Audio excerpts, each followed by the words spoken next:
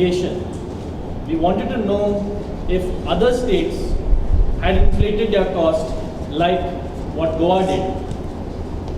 It appears that they had. We all know what happened to Assam. Assam also they had also exposed the similar Louis Burgess scam over there. Also, just like we mentioned yesterday, where they wanted to extend the Margao-Navili sewerage line further into Dharmapur-Silli, Kerala also did something very similar. In Kerala, an article had appeared on Times of India, 11th October 2013, with the following headlines: Kerala Water Authority dreams up yet another 1,000 crore project. Which was followed by the first sentence of that article: the Kerala Water Authority never seems to get tired of preparing grand projects for the city and having their projects rejected repeatedly by the concerned authorities. When I say concerned authorities, it has to go to Delhi under Jica. So it is easy to conclude the meaning behind all this. We are sure that just like Goa, we checked Kerala, Andhra, we checked across various projects, whether it is forest, sewerage, water supply. Almost all states have taken the chance to inflate their project cost. And worse, there was nobody to question them. There was no CBC inquiries done. What was the center doing all this time? They knew about this excess money because of the conversion rate. And by not intervening and asking the state as to what did they do with all the extra crores, in some cases almost nearly 100% of the loan amount. This proves that the center, whether it was the UPA or even the current government that is running, was complacent. There was no enforcement directorate inquiry done to check the excess foreign exchange movement and the usage. How come till the news broke out in the US, there was not even a hint of corruption? We are just ordinary people here, but even we could tell that there has been some kind of fraud of ginormous proportions in its usage. India has to pay Japan back, including the interest in millions of yen, irrespective of what will be the fluctuation. Hopefully, if you are lucky, it will go down, but most likely it might even go up, because the Japan economy also growing. What did the center or its economic offense wing, rather why did the center or its economic offense wing not monitor the loan receipt fluctuations, and why did they not stop it?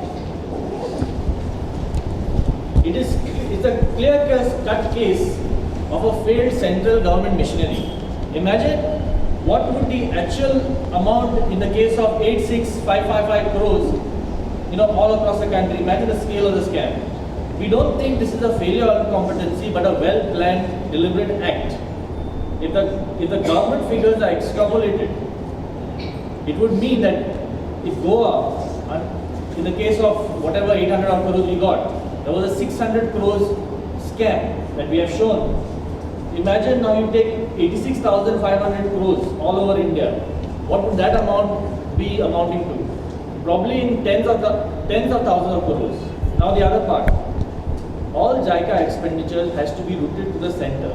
Rather, the center has to have a copy of what is spent. Why didn't anyone stop the money from Jica when it was coming in, the excess money? Even Japan must have known that this is happening. They must have known that India is getting more rupees for the amount of yen they give. Of course, Japan is least bothered. The fact is that we will have to pay much more, which is in yen finally. Right now, they don't have even proper income, but they don't have to worry because we will be paying them for their future generations.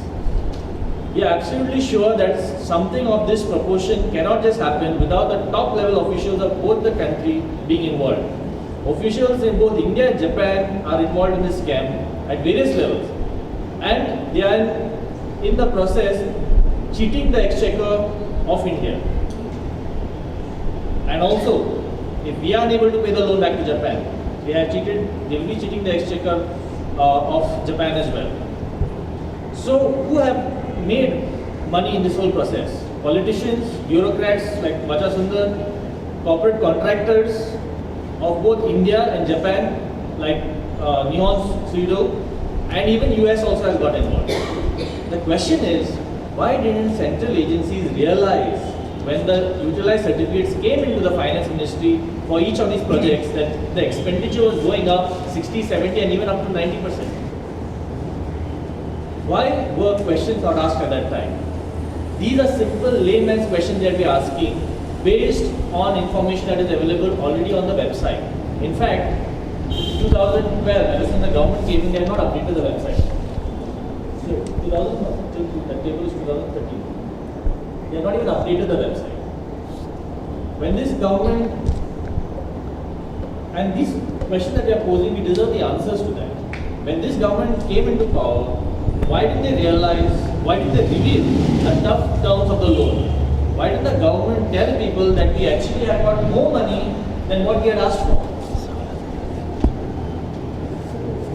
We, the people and the press, have to ask these hard questions, and we have to expose this cult of lies and cover-ups that have happened. The question that we need to ask is, if we got twice the amount, nearly twice the amount, we shall have to pay not just the loan that we got, but also that extra amount also, plus the interest on both these figures.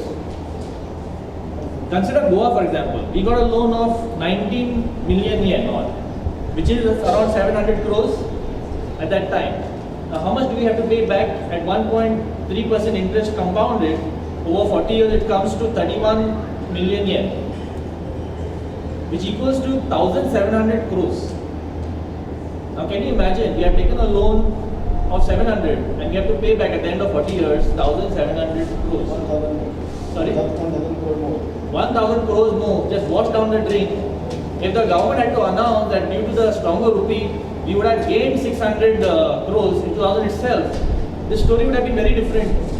Wouldn't we all be asking, like we all the citizens of Goa be asking our government to return that extra amount, the surplus amount? This loan would have been almost free for us. Goa would have been debt free from Japan, and still we would have had all our works done. I'll give you another scenario. At that time when this loan was taken, mining was at its peak.